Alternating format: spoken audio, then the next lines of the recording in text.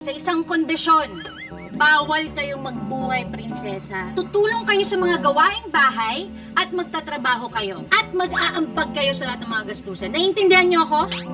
Sabi mo, one condition lang. Eh, for you na. Alam mo, ilayo mo sa akin itong mga babae ito. Hindi! Hindi! Ako kakalagyan ka! Ilayo mo ako! Sharon, thank you! Candy, though you look like a monster! Huwag kayo magpasalamat! Honey, no thanks!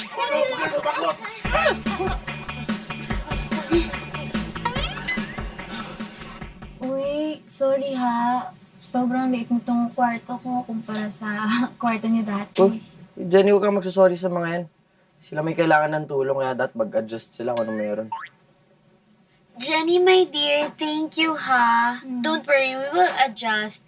And I knew pa lang from the very, very start na ikaw lang talaga ang pinakamabait sa family na to.